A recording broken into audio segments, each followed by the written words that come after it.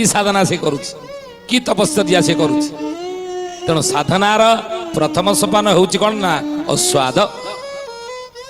अस्वाद जदि चाहूँ कि जोटे व्रत मुझे से व्रत पूरण आपको अस्वाद भक्षण करिया पड़ो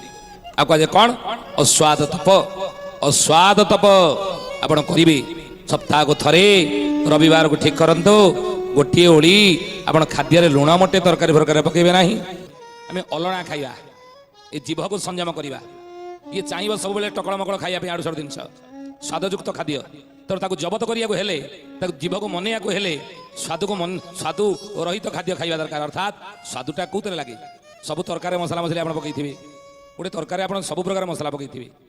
भले कि छुंक करेंगे हिंगू पकई जिते जहाँ मसला अच्छे भले कि आप पकई किंतु गोटे जिन छाड़े कौन लुण पकईबे जो लुण न पकईबे ताले सी जिते मसला मसली जिते जहाँ पकई